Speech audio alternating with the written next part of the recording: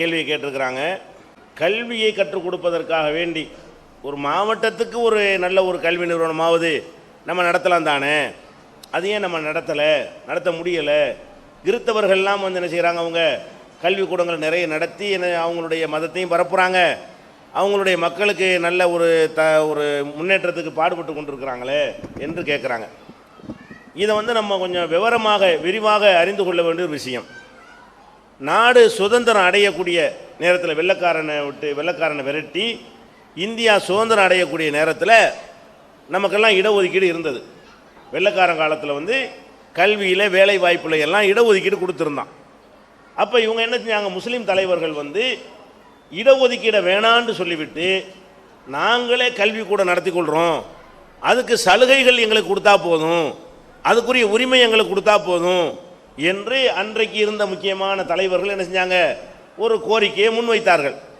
அதன் அடிப்படையில் இடஒதுக்கீட்டை அவங்க எடுத்துக்கொண்டு என்ன செஞ்சாங்கன்னு கேட்டால் கல்வி கூட நடத்தி கொள்ளலாம், சிறுபான்மை மக்கள் என்ன செய்யலாம், கல்வி கூட நடத்தி கொள்ளலாம், அது அரசாங்கம் நடத்தினா தான் அந்த டிகிரி கிடைக்கும் என்கிறது இல்லாமல் நீங்கள் நடத்துகிற கல்விக்கூடத்தையும் அந்த பட்டங்களை கொடுக்கலாம், நீங்கள் உங்கள் மக்களுக்கு படித்து என்ன செய்யலாம், அவங்கள பட்டதாரிகளை ஆக்கலாம், நீங்கள் கொடுக்குற சர்டிஃபிகேட்டும் அந்த கல்விக்குரிய சர்டிஃபிகேட்டாக அங்கீகரிக்கப்படும் என்று சொல்லி சிறுபான்மை மக்கள் கல்விக்கூடங்களை நடத்தி கொள்வதற்கு அனுமதி, அதன் பேரில் நிதி திரட்டி கொள்வதற்கு அனுமதி, அவங்களுடைய மதத்தையும் ஒரு பாடமாக வைத்துக் கொள்வதற்கு அனுமதி, அதுபோக அரசாங்கத்திலிருந்தே ஆசிரியர்களை அவங்க நியமிப்பாங்க, சம்பளம் அரசாங்கம் கொடுக்கும், நம்ம கல்விக்கூடம் நடத்திக்கணும். மற்ற செலவு நம்ம பார்ப்போம்.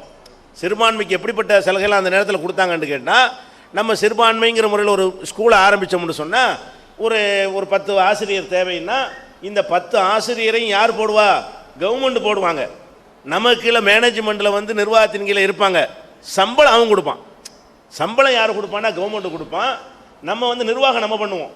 இந்த உரிமையை தான் கேட்டாங்க.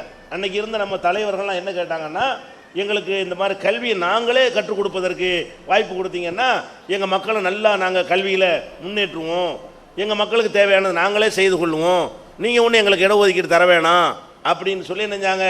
இவங்க ஒரு கோரிக்கையை வைத்து அந்த மாதிரி கல்விக்கூடங்கள் ஏராளமாக முஸ்லீம்களால் என்ன செய்யப்பட்டுச்சு, ஆரம்பிக்கப்பட்டுச்சு.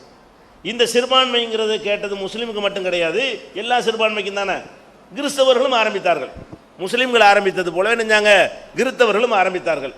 கிறிஸ்தவர்கள் ஆரம்பித்தது போலவே இந்துக்களில் உள்ளவர்கள் என்ன செஞ்சாங்கன்னு கேட்டால், நம்மளும் இந்த அரசாங்கத்திலிருந்து ஒரு சலுகை வாங்கி நடத்தலாம் என்று சொல்லி அவங்க ராமகிருஷ்ணா மிஷன் என்று ஒரு நிறுவனத்தை உண்டாக்கி, இது நாங்கள் இந்து இல்லாத ஒரு புது அமைப்பு அப்படின்னு சொல்லி ஒரு பேரை வாங்கி சிறுபான்மைன்னு வாங்கி அவங்க நடத்துகிறாங்க. ஆயிரக்கணக்கான கல்வி நிலையங்களை இந்துக்கள் தான் நடத்துகிறார்கள், இந்து மக்களில் ரொம்ப பக்திமான்கள் அதை நடத்துகிறார்கள். அந்த ராமகிருஷ்ணாங்கிற அந்த பேரே உங்களுக்கு எதை காட்டும், அவங்க எந்த மதத்தை சார்ந்திருக்கிறார்கள் என்று காட்டும். ஆனால் அவங்க என்ன செஞ்சாங்கன்னா, நாங்கள் இந்துக்கள் இல்லை சிறுபான்மை நாங்கள் அப்படின்னு சொல்லி ராமகிருஷ்ணா மிஷன் இது வேற என்று சொல்லி சிறுபான்மை மக்கள் பெறக்கூடிய எல்லா சலுகைகளையும் அவங்களும் பெற்று அவங்க ஏராளமான கல்விக்கூடங்கள் என்ன செய்கிறாங்க, நடத்தி கொண்டிருக்கிறார்கள். அப்போ இப்படி எல்லாரும் நடத்துகிறாங்க. ஆனால் மற்றவங்க நடத்தினதுலையும் நம்ம நடத்தின என்ன வித்தியாசம் தெரியுமா, மற்றவன்லாம் எதுக்காக வேண்டி இந்த சலுகையை அவனுக்கு கொடுத்தாங்களோ அதுக்கு ஏற்றவாறு நடத்தினான். நம்ம ஆளுக்கு கேட்டான இடஒதுக்கீடு எங்களுக்கு வேணாம், கல்வி கூட நடத்த அனுமதி தாங்கண்டு அவ்வளோ பேர் வியாபாரி ஆகிட்டான். கல்விக்கூடம் இல்லாமையா இருக்குது முஸ்லீம்களுக்கு. எத்தனை காலேஜ் இருக்கிறது முஸ்லீம்களுக்கு, ஏராளமான கல்விக்கூடங்கள் காலேஜுகள் இருக்கிறது. அந்த காலேஜுகளில் அரசாங்கத்திலிருந்து ஆசிரியர்கள் நியமிக்கப்பட்டிருக்கிறார்கள். அவங்கெல்லாம் அவங்க மக்களுக்காக வேண்டி இலவசமாக கொடுக்குறான். அவங்க ஆட்களுக்கு கொடுத்தது போக மிச்சம் இருந்தால் தான் உங்களுக்கு என்ன செய்கிறான், 4 சீட்டை தர்றான், காசு வாங்கிட்டு தர்றான். அவங்கவுங்க சமுதாயத்துக்கு வந்து தாராளமாக என்ன செய்யறான், ஃப்ரீயாகவே அவங்க மக்களை சேர்க்குறான். அப்போ நம்ம மக்கள் என்ன பண்ணாங்க, முஸ்லீம்கள் நடத்தின பள்ளிக்கூடங்கள் ஸ்கூல்கள்லாம் நம்ம பேரை சொல்லி அனுமதி வாங்கினது, சலுகை நம்ம பேரை சொல்லி. சிறுபான்மைங்கிற பேரை போடலைன்னு சொன்னால் அவங்களுக்கு அந்த சலுகை உரிமையெல்லாம் கிடைச்சிருக்காது. அப்போ அந்த அனுமதி வாங்குவதற்கு யாரை பயன்படுத்திட்டாங்க, நாங்களாம் சிறுபான்மை மக்கள், எங்களை முன்னேற்றுவதற்கு எங்களுக்கு பர்மிஷன் தாங்கன்றாங்க. கடைசியில் என்ன ஆச்சு, முஸ்லீம்கள் நடத்தக்கூடிய எல்லா கல்வி நிறுவனங்கள்லையும் பணம் தான் பிரதானம் என்று ஆகி முஸ்லீம் அல்லாதவர்கள் அதிகமான பணம் கொடுப்பார்களே, ஆனால் முஸ்லீமுக்கு இடமில்லை என்று சொன்னார்கள். முஸ்லீமை சேர்க்க மறுத்தார்கள். இன்றும் மறுத்து கொண்டு இருக்கிறார்கள். இன்றைக்கும் என்ன நிலைமை என்று கேட்டால், முஸ்லீம்கள் நடத்தக்கூடிய அந்த கல்வி நிறுவனங்களை இழுத்து மூடிவிட்டு அந்த அனுமதி ரத்து செய்துவிட்டு அவன் இடஒதுக்கீடு கொடுத்து அரசாங்கத்தில் படிக்கலாம்னு சொன்னால் அது அதிக பயனுள்ளதாக இருக்கும் என்று இப்போ நம்ம விழிப்புணர்வு அடைஞ்சிருக்கிறோம்.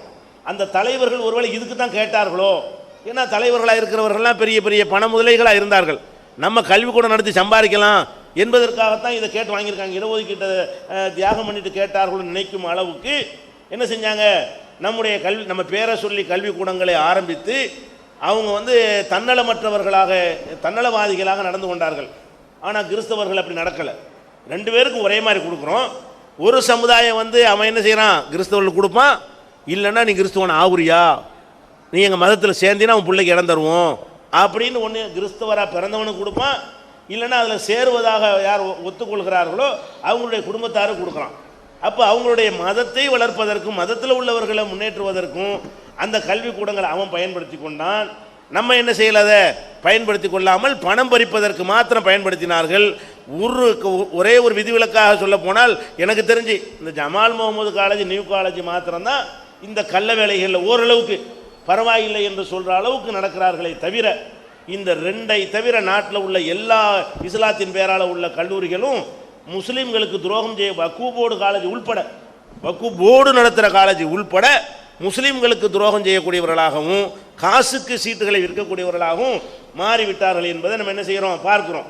அப்போ அவங்க அந்த சேவையை அதிகமாக கல்வியை சேவையாக செய்த காரணத்தினால் அதுக்கு அந்த மக்களுடைய சப்போர்ட் இருக்கிறது. அப்போ மக்கள் இயல்பாக ஆதரிப்பாங்களா இல்லையா? இப்போ நம்ம இது இயல்பாக நம்ம ஆதரிக்க மாட்டோம். நமக்கு பேசிக்கிட்டு இருக்கிறோம். அவங்க சமுதாயத்தில் ஒரு கூட்டம் போட்டு கல்வி நிலையங்களை பேச மாட்டாங்க. ஏன்? அவன் சேவை செய்கிறான். நம்ம இன்றைக்கி என்ன செய்கிறோம்? ஏன்டா முஸ்லீம் பேரை வச்சு ஏமாத்துறீங்க? ஏன்னா இஸ்லாம் இல்லாத ஒரு அமைப்பாகத்தான் எல்லாரும் இருந்தார்கள். இன்றைக்கி தௌஹீத் ஜமாத் வந்த பிறகு இஸ்லாத்தை பேசிக்காக வைத்து எதையும் சிந்திக்கிறோம்ல, அப்படி சிந்திக்கக்கூடியவர்களாக இல்லாத காரணத்தினால கல்வியை ஒரு வியாபார பொருளாக ஆக்கி சமுதாயத்துக்கு நினைஞ்சாங்க, பெரிய துரோகம் செஞ்சாங்க. இது ஒரு கடந்த வரலாறு. அவன் ஆரம்பித்தான், இவன் ஆரம்பிக்கலன்னா ரெண்டு பேரும் தான் ஆரம்பித்தான். ஆரம்பித்ததில் ஒரு குறையும் வைக்கல. அவன் ஆரம்பித்தது எதுக்கோ அதில் கரெக்டாக இருக்கிறான். இவன் ஆரம்பித்து அவ்வளோ பேர் நினைஞ்சிட்டான், நாங்கள் அது பண்ண போகிறோம் இது பண்ண போகிறோன்னு ஒரு கல்லூரி ஆரம்பிக்கிறாங்க. எல்லா கல்லூரிகளுமே பணத்தை கட்டுக்கட்டாக வச்சு ஒரு எல்கேஜி படிக்கிறதா இருந்தால் சென்னையில் உலகத்தரமாக இந்த கல்வி கூடம் நடத்துகிறாங்க. எல்கேஜியில் சேருவதற்கு பல லட்சங்களில் மடியில் கட்டிட்டு போய் என்ன செய்ய வேண்டியிருக்கு, கொடுக்க வேண்டியிருக்கு. அது நம்மளுக்கு நடத்தக்கூடியதில்லை. உலகத்துக்கெல்லாம் இஸ்லாத்தை நான் முஸ்லீம்கெலாம் சொல்ல போகிறேன்னு ஜாகிர் நாயக்கன் ஒருத்தர் நடத்துகிறாரு. அங்கே போய் கேளுங்களேன். அதெல்லாம் பெரிய மல்டி மில்லியனர் தான் அங்கே சேர முடியும். அவர் நடத்தக்கூடிய ஸ்கூலில் போய் மெட்ராஸில் சேர்றாருந்தா யார் சேர முடியும்? உங்களை மாதிரி தொண்டியில் உள்ள ஒருத்தங்க சேர முடியாது. அந்த மாதிரியாக எல்லாம் வியாபாரம். கல்வி என்பது என்னது? ஒரு பிஸ்னஸ். நல்லா கொள்ளையடிக்கிறதுக்கு ஒரு வாய்ப்பு என்கிற ஒரு நிலைமை இன்றைக்கு முஸ்லீம்களால் என்ன செய்யப்பட்டிருக்கு? நம்ம தலையில் நம்ம மண்ணை வாரி போட்டிருக்கிறோம். இதுக்கு அரசாங்கத்தை மற்ற யாரையும் என்ன செய்ய முடியாது, குறை சொல்ல முடியாது. இது போக இந்த சின்ன சின்ன கல்விக்கூடங்கள் நடத்துகிறீங்களே, காலேஜ் லெவலில் உள்ளது சின்ன சின்ன கல்விக்கூடங்களை பொறுத்த வரைக்கும் அதை நம்ம இப்போ நடத்துகிறா இருந்தாலும் அதுவும் வியாபாரமாக தான் போய்விட்டது. சின்ன சின்ன கல்விக்கூடங்கள் நடத்துகிறார்களே, அவங்க இஸ்லாத்தின் பெயரை சொல்லி நடத்தக்கூடிய கல்விக்கூடங்களை எடுத்துக்கொண்டீர்களே, ஆனால் அங்கேயும் பணம் தான் பேசும். இஸ்லாத்தையும் விட்டு கொடுத்து தான் ஸ்கூல் நடத்துவார்கள் என்று சொன்னால் எல்லா விதமான பண்டிகைகளும் கொண்டாடுவார்கள், கலாச்சார விழா நடத்துவார்கள், கோ எஜுகேஷன் நடத்துவார்கள், ஆணும் பெண்ணும் கலந்து உறவாடுற இஸ்லாத்தின் பெயரால் சிறுபான்மை பெயரால் அனுமதி வாங்குவார்கள். நாங்கள்லாம் முஸ்லீம்கள் எங்களுக்கென்று உள்ள உரிமையை தர வேண்டும் என்று கேட்பார்கள். கேட்டுவிட்டு இஸ்லாம் தடுத்திருக்கக்கூடிய முறையில் தானே எல்லா ஸ்கூல் நடத்துகிறார்கள். ஒரு 5ஆம் கிளாஸ் வரைக்கும் நீ ஆணும் பெண்ணும் கலந்து படிக்கிற மாதிரி செய்யி, பொம்பளை பிள்ளைகள் ஒரு லெவல் அடைஞ்ச பிறகு தனித்தனியாக படிக்கலாமா இல்லையா? அப்போ கோ எஜுகேஷனாக ஆணும் பெண்ணும் கலந்து படிக்கக்கூடிய விதத்தில் தான் முஸ்லீம்கள் நடத்துகிற ஸ்கூல்கள் இருக்குது. அவங்களுக்கு சட்டம் கிடையாது. கிறிஸ்தவர் நடத்தலாம், அவங்களுக்கு என்ன இல்லை, அது ஒரு மேட்டரே கிடையாது. ஆணும் பெண்ணும் கலந்து இப்போ இல்லை, 25 வயசில் ஆணும் பெண்ணும் கலந்தால் கூட அவங்களுக்கு ஒரு பெரிய பஞ்சாயத்தோ பாதிப்போ தெரியாது. நம்ம ஒரு கட்டுக்கோப்பான ஒரு ஒழுக்கம் சார்ந்த ஒரு அமைப்பாக முஸ்லீம்கள் இருக்கும் பொழுது நம்ம சமூகத்துக்கு எல்லாம் சரிப்பட்டு வருமா? எந்த முஸ்லீம்கள் நடத்தக்கூடிய கல்விக்கூடங்கள் இந்த கோ எஜுகேஷன் இல்லாமல் இருக்கிறது? அப்போ இஸ்லாத்தை தூக்கி எரிஞ்சிட்டு அப்புறம் நீங்கள் கல்வி நடத்துறீங்க. இஸ்லாத்தை தூக்கி குழி தோண்டி புதைச்சி விட்டு நீங்கள் கல்வி கூட நீங்கள் நடத்தினா அவன் நடத்தினா என்னங்கிறான்? ரெண்டுக்கும் என்ன வித்தியாசம்? அப்போ நீங்கள் இஸ்லாமிய அடிப்படையில் பாரம்பரியத்தில் ஒரு சமூகத்தை இவர்களால் உருவாக்க முடியுமா? ஆடல் பாடல் டான்ஸ் எல்லாம் நடத்துகிறார்கள். நாடு முழுவதும் உள்ள முஸ்லீம் நடத்தக்கூடிய ஸ்கூல்களில் பார்த்தீங்கன்னு சொன்னால் மற்றவங்க எப்படி ஆடல் நடத்துகிறார்களோ, ட்ராமா போடுகிறார்களோ, டான்ஸ் வைக்கிறார்களோ, அதுகளெல்லாம் முஸ்லீம் ஸ்கூலில் என்ன செய்கிறது? ஆண்டு விழாக்கள் என்ற பெயரில் முஸ்லீம் காலேஜுகள்லையும் முஸ்லீம் ஸ்கூல்களையும் நடத்துகிற காட்சியை பார்க்குறோம். அப்போ இந்த மாதிரி எல்லாம் நடத்தி கொண்டிருக்கக்கூடிய நேரத்தில் இப்போ ஒரு கேள்வி வருது. அவங்க தொலைஞ்சு போயிட்டு போகிறாங்க. நம்ம ஒரு நல்ல அமைப்பு தானே, நம்ம நடத்தலாம்ல. நம்ம அந்த காலேஜ் நம்ம ஒரு கல்லூரியை நல்ல முறையில் நடத்தினா என்ன என்று கேட்கலாம். நம்ம நடத்தலாம். இப்போ நம்ம நடத்தலாம் என்கிற ஒரு சிந்தனைக்கு வரும் பொழுது நாட்டில் வந்து சட்டங்கள் மாறிவிட்டது. நம்ம நடத்தலாம். அவங்களாம் எப்போ நடத்தினாங்க? சம்பாதிப்பதற்கு உரிய காலத்தில் நடத்தி விட்டார்கள். கை காசை போட வேண்டிய தேவையில்லை. ஆரம்பத்தில் மாணவர்கள் சேர்ற வரைக்கும் தான் கொஞ்சம் காசு போட வேண்டியிருக்கும். ஒரு அளவுக்கு ஒரு ஸ்டடி பண்ணிவிட்டார்கள் என்று சொன்னால் அதை கொண்டு பல லட்சங்களை பல கோடிகள் என்ன செய்யலாம், சம்பாதிக்கலாம் என்கிற ஒரு காலம் இருந்தது. இப்போ என்ன நிலைமைன்னு கேட்டால் நிறைய சட்டங்களை மாற்றிட்டான். என்ன மாற்றிட்டான்? ஃபஸ்ட்டு என்ன மாற்றுறான்னு கேட்டால், இனிமேல் சிறுபான்மைக்குன்னு நீங்கள் பள்ளிக்கூடமோ காலேஜ் ஆரம்பித்தீர்களே ஆனால் உங்கள் வாத்தியார்களுக்கு அவன் சம்பளம் தரமாட்டான். அதை ஒத்துக்கிட்டால் தான் பர்மிஷனை கிடைக்கும். ஃபஸ்ட்டு நீங்கள் விலகி கொள்ளணும். ஏற்கனவே நடத்தினவங்களுக்கு என்ன உண்டு? கல்வி கூடத்தை நீங்கள் இடத்த பிடிக்க வேண்டியது, மற்ற வேலையில் அவன் பார்த்துக்குறான், சம்பளம் அவன் தருவான். அப்போ ஆசிரியர் கொடுக்குற சம்பளம் அவனுடையது ஆகிவிடும் பொழுது அதுவே பயங்கரமான லாபம். இந்த கல்வியை ஃப்ரீயாக கூட கொடுக்கலாம். அந்த மாதிரியான அனுமதி இப்போ உண்டா? இப்போ கிடையாது. நீங்கள் எந்த ஒரு சிறுபான்மையின் பேரில் கல்வி கூட நடத்துகிறதா இருந்தாலும் நாங்கள் எந்த விதமான அரசு உதவியையும் நாங்கள் உரிமையாக கோர மாட்டோம் என்று எழுதி கொடுத்த பிறகு தான் பர்மிஷனை கிடைக்கும். இப்போ அது இல்லாத காலத்தில் அவன் ஆரம்பித்தான். அவனுக்கு அதே ஒழுங்கு அவன் செய்யலை, சம்பாதிச்சுட்டு போயிட்டான். இப்போ நீங்கள் ஆரம்பிக்கிறதா இருந்தால் என்ன பிரச்சனை? உங்களுக்கு இடம் தேவை இருக்குது, கல்வி கூடம். நீங்கள் சிறுபான்மைங்கிற அடிப்படையில் அந்த காலத்தில் கேட்குறதா இருந்தால் காலி இடத்த காட்டினீங்கன்னா உங்களுக்கு சும்மா தந்துடுவான். நாங்கள் சிறுபான்மை காலேஜ் ஆரம்பிக்க போகிறோம், இந்த இடம் காலியாக புறம்போக்காக இருக்குது, எங்களுக்கு கொடுங்க என்று ஒரு 15 வருஷத்துக்கு முந்தைய கேட்டீர்களே ஆனால் அரசாங்கம் அதை உங்களுக்கு தரும். ஏன்? சிறுபான்மைக்கு தரணும்னு அதெல்லாம் செஞ்சு கொடுக்கணும்னு சட்டத்தில் இருந்தது. அந்த சட்டத்தின் அடிப்படையில் இடம் ஓசையாக கிடைச்சி போய்விடும், டீச்சர்களுக்குரிய சம்பளம் ஓசையாக கிடைத்து போய்விடும், நிர்வாகத்தை மட்டும் நம்ம பண்ணிக்கிற வேண்டியது. அப்போ சின்ன அளவில் மக்கள்கிட்ட காசு வாங்கி கொண்டு என்ன செய்யலாம், அழகாக செய்யலாம். ஆனால் அதை வந்து அவங்க பெரிய ஒரு வியாபாரமாக செஞ்சிட்டாங்க. இப்போ நம்ம நடத்தணும் என்று சொன்னால் இடம் நம்ம தான் வாங்கணும். நல்லா விளங்கிக்கிறங்க. இடம் வாங்குறது என்ன செய்யணும்? நம்ம காசு கொடுத்து வாங்கணும். ஒன்று. ரெண்டாவது என்னென்னு கேட்டால் ஆசிரியருக்கு, எல்லா ஆசிரியருக்கும் சம்பளம் நம்ம தான் கொடுக்கணும். ரெண்டாச்சா. மூணாவது என்னென்னு கேட்டால் கல்வி கூட நடத்துறதுக்கு இவ்வளவு ஏரியா அளவு வேணும்னு ஒரு புது சட்டம் கொண்டு வந்தாங்க. இப்போ நம்ம ஆரம்பிச்சிடலாம். ஆரம்பிக்கிறதா இருந்தால் அந்த கும்பகோணம் தீ விபத்து நடந்துச்சு இல்லையா, குழந்தைகள்லாம் செத்து போனாங்கல்ல, அந்த தேதிக்கு முன்னாடி வரைக்கும் சும்மா ஒரு ஓலை குடிசையில் கூட நீங்கள் பள்ளிக்கூடத்தை ஆரம்பிச்சிக்கலாம். அதுக்கு பர்மிஷன் தருவான். இப்போ என்ன சட்டம்னு கேட்டால் அதுக்கு அவன் போட்டுக்கிற கண்டிஷனை புதிய புதிய கண்டிஷன்லாம் போட்டு அது இந்த மாதிரி இதாக இருக்கணும், இவ்வளோ இடம் ஏரியா இவ்வளோ இருக்க வேண்டும், அதில் விளையாட்டுத்துறை தனியாக இருக்க வேண்டும், அதில் தீப்பிடிக்காத வகையில் உள்ள ஏற்பாடெல்லாம் செய்ய வேண்டும், அவசரத்துக்கு தப்பிச்சு போகக்கூடிய பாதைகள்லாம் உண்டாக்க வேண்டும் என்று என்னென்னமோ கண்டிஷன்லாம் போட்டு இதை ஒரு சாதாரணமான ஒரு நிலையில் இருந்து கொண்டு ஒருவர் ஆரம்பிக்க, ஏற்கனவே இருந்த பள்ளிக்குள்ள அனுமதி தொடரும். புதுசாக நீங்கள் அனுமதி கேட்டு போனீங்கன்னா அவன் சொல்லக்கூடிய ரேஞ்சுக்கு இடம்லாம் வாங்க முடியாது. சின்ன சின்ன கிராமங்களில் வாங்கிடலாம். பெரிய பெரிய நகரங்களில் ஒரு ராமநாதபுரத்தில் போய் நீங்கள் காரைக்குடியில் போய் வாங்குறதா இருந்தீங்கன்னு சொன்னால் பல கோடிகளை செலவழிச்சா தான் அரசாங்கம் அனுமதிக்கிற அந்த தகுதியில் நீங்கள் ஒரு இடத்த வாங்க முடியும், இடத்த வாங்கி அந்த வசதிகள்லாம் செய்து கொடுக்க முடியும் என்று. இப்போ அடுத்து அந்த முதல்ல அரசாங்கத்தில் இடம் கிடைக்காது, சம்பளம் இனிமேல் தரமாட்டான், எந்த விதமான உதவிகளும் உங்களுக்கு கிடைக்காது. அதுபோக நீங்கள் பெரிய இடத்த பிடிச்சா தான் என்ன செய்ய முடியும், அந்த கல்வி கூடத்தை நடத்த முடியும்னு 3வது 4வது மைனஸ் ஆகிட்டானா. 5வது என்னன்னு கேட்டால், சரி நம்ம கல்லூரி நடத்தணும், நல்ல சிறப்பாக நடத்தணும்னு சொன்னால் நல்ல வாத்தியாரை போடணும், திறமையான ஆசிரியர்களை போடணும். அப்போ தான் நல்ல ரிசல்ட் கொடுக்க முடியும். ஆசிரியர் தரம் இல்லைன்னா மாணவர்கள் ரிசல்ட் நல்லா இருக்காது. ரிசல்ட் நல்லா இல்லாட்டி மறுபடியும் சேர்க்க மாட்டாங்க, மார்க்கை பார்ப்பாங்க. நிறைய நல்லா மார்க் வாங்குறான், மாவட்டத்தில் ஃபஸ்ட்டாக வர்றாங்க, 100க்கு 100 பாஸ் ஆகுறாங்க, 95வது பாஸ் ஆகுறாங்க என்கிற மாதிரி ஒரு ரிசல்ட் கொடுக்கணும்னு சொன்னால் நல்ல தரமான ஆசிரியர்களை போடணும். தரமான ஆசிரியர்களை போட்டால் தரமான சம்பளம் கேட்பாங்க. சாதாரண ஆசிரியர் கொடுக்குற சம்பளத்தை விட நல்ல திறமையான ஆசிரியர்கள்னு சொன்னால் அது மாதிரியான சம்பளம் கொடுக்கணும். இப்படியெல்லாம் கொடுத்து நடத்துகிறாங்க, நிறைய செலவு பண்ணணும். ஆனால் இவன் என்ன பண்ணிவிட்டான்னு கேட்டால், நீங்கள் இன்ன பள்ளிக்கூடத்துக்கு இதுதான் கட்டணும்னு அவன் நிர்ணயிக்கிறான். இப்போ நமக்கு ஒரு மாணவனுக்கு 2000 ரூபா நம்ம செலவு பண்ணுறோன்னு வைங்க, ஆசிரியர் சம்பளம் எல்லாம் வகுத்து பார்த்தோம்னு சொன்னால் அவன் 1000 ரூபா தான் வாங்கணும்னு சொல்லுவான். கட்டணத்தை நம்ம நிர்ணயிக்கிறது இல்லை, முதல்ல கட்டணத்தை அவங்க நிர்ணயிச்சுட்டு இருந்தாங்க. இப்போ என்ன காலம், கட்டணத்தை கவர்மெண்ட் நிர்ணயிக்கிறது. நீங்கள் நடத்துகிற, நீங்கள் தலையிடக்கூடாதுன்னு அரசியல் சாசனத்தில் முதல்ல சொன்னாங்க. இப்போ என்னென்னா தலையிடுறாங்க. கட்டணத்தை நீங்கள் நிர்ணயிக்க, நல்லது ஒரு வகையில். இவங்களெல்லாம் ஒடுக்கிறதுக்கு இந்த சட்டம் தேவை, எல்லாம் சம்பாதிக்க தான் செய்கிறாங்க, நமக்கு எந்த நன்மையும் இல்லை. இந்த நடத்துகிற ஆட்கள் எல்லாத்தையும் இழுத்து மூடிட்டு அவங்க போயிட்டாங்கன்னு சொன்னால் எல்லாமே கவர்மெண்ட் ஸ்கூலாக மாறிடுவோம், எல்லாம் சமமாகி போயிடும். வழங்குதா? எல்லாரையும் மேலே உசத்த முடியாட்டாலும் எல்லாத்தையும் கீழே எடுத்து போட்டுடலாம்ல. வழங்குதா? எல்லாத்தையும் மேலே கொண்டு போகலான்ட்டு ஏன் இடத்துக்கு நீ இறங்கலான்னு ஆக்கி போடலாம்.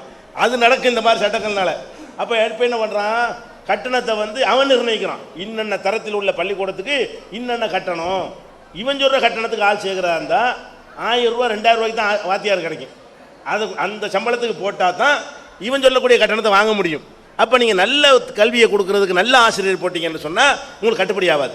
அவன் சொல்லக்கூடிய அந்த கட்டணத்தை வைத்துக்கொண்டு இவ்வளோ வசதிகள்லாம் என்ன செய்யல, அது நம்ம செஞ்சு கொடுக்கணுமே, அதெல்லாம் ஒன்றுமே பண்ண இயலாது. அந்த ஒரு மைனஸ் இதெல்லாம் புதுசு. இப்போ இதெல்லாம் புதுசாக உண்டாகணும் ஒரு சட்டங்கள். அடுத்து என்ன பண்ணிட்டான், அந்த வருஷத்துலேருந்து சமச்சீர் வேற கொண்டு வந்துட்டான். சமச்சீர் கல்வினா என்ன, நீங்கள் 100 பேரை சேர்த்தீங்கன்னு சொன்னால் 25 பேரை அவன் சொல்லக்கூடிய ஆட்களை சேர்க்கணும். யாரை சேர்க்கணும், இப்போ நம்ம இஸ்லாமிய அடிப்படையில் ஒரு சமூகத்தை உருவாக்க நினைக்கிறோம். அந்த மாதிரி மக்களை சேர்த்துக்கிட்டு இருக்கும் பொழுது அவன் என்ன செய்யறான், அந்த பள்ளிக்கூடத்துக்கு பக்கத்தில் இருக்கக்கூடியவன், அங்கே ரோட்டில் இருக்கிறாங்க இருங்க பல மாதிரியா உள்ளவன்லாம் வந்து அவனையெல்லாம் சேர்த்துக்க, பக்கத்தில் இருந்தால் சேர்த்துக்கிறேன்னு 100 மாணவரை சேர்த்தா அவனை ஒரு 25 பேர் அவனையும் சேர்க்கணுங்கிறான். அக்கம் பக்கத்தில் உள்ளவங்க, வீடு வசதி இல்லாமல் தெருவில் பிளாட்பாரத்தில் இருக்கிறவங்கலாம் சேர்க்க சொன்னான், பிரச்சனை இல்லை. ஆனால் நம்ம இஸ்லாமிய அடிப்படையில் அந்த அந்த கல்லூரியை கொண்டு போக முடியுமா? இவங்கெல்லாம் சேர்த்து அவங்கெல்லாம் யூனியன் பிடிச்சிட்டு கொடி பிடிச்சிட்டு வருவாங்க. என்ன செய்கிற நீ, என்ன இஸ்லாத்தை போதிக்கிற, அது என்ன அப்படி, அந்த மாதிரிலாம் வருவதற்கு ஏற்றவாறு இப்படியாக 25% நீங்கள் சேர்க்கணும். அப்படி நம்ம யாரை சேர்க்கணுங்கிறதுக்கு இப்போ அவன் தலையிடுறான். ஆனால் இதெல்லாம் அரசியல் சாசனத்தை உருவாக்கும் பொழுது கொடுத்த வாக்குறுதிக்கு இது மாற்றம். இது செய்யக்கூடாது. சட்டப்படி என்ன செய்யணும், அவன் ஏற்கனவே செஞ்ச உதவி இடஒதுக்கீடை பறிச்சுட்டு தான் இதெல்லாம் செஞ்சான். இப்போ என்ன செஞ்சான்னா எல்லாத்தையும் பிடிங்கி எறிஞ்சிட்டான். ஏன்னாட்டா இவங்க செஞ்ச அநியாயம் தாங்க இல்லை. நல்லா தெரியுது இது ஒர்க் அவுட் ஆகாதுன்னு, இது சாத்தியப்படான்னு தெரியுது. நம்ம தான் ஓட்டணும்னு தெரியுது. பள்ளிக்கூடத்தை ஆரம்பிச்சுட்டு போதுமான மாணவர்கள் வரலன்னு சொன்னால் 5 மாணவர் இருந்தாலும் வாத்தியாருக்கு சம்பளம் கொடுத்தான் ஆகணும். ஒரு வகுப்புக்கு 5 பேர் தான் மாணவர். நீங்கள் ஆசிரியரை போட்டியில் சம்பளம் கொடுத்தாமா இல்லையா? 50 பேருக்கு அந்த சம்பளம் தான், 5 பேருக்கு அந்த சம்பளம் தானே. மாணவர்கள் குறைஞ்சாங்கன்னு சொன்னால் நமக்கு லாஸ் ஆகிக்கிட்டே இருக்கும். மாணவர்கள் குறைவாங்க. இப்போ உள்ள சூழ்நிலைக்கு வந்து மாணவர்கள் குறைவாங்க. அதனால் என்ன செய்யணும், கல்விக்கு மாற்றாக இப்படி பண்ணுங்க. அது அவங்கவுங்க பகுதிகளில் வந்து தொண்டியில் ஒன்று டியூஷன் சென்டர் நடத்துங்க. எல்லாம் அரசாங்கத்தில் சேர்க்க ஊக்குவிங்க. ஏலம் நம்ம மக்களுடைய காசு மிச்சம். அவன் வந்து கட்டாயப்படுத்தி ஏதாவது திணிச்சாண்டா போராட்டம் பண்ணி நிப்பாட்டி போடலாம். தனியாட்டு ஒன்றும் செய்ய முடியாது. கவர்மெண்ட்டில் ஏதாவது பண்ணால் நம்ம கவர்மெண்ட்டு அரசாங்கம் பயப்படுவான், மக்களுக்கு பயப்படுவான். தனியார் என்ன செய்யுமா, விரும்பினாலும் போடா, லோடி போட்டு போடா அப்படிமா. அரசாங்கத்தை டொனேஷன் கேட்க மாட்டான்.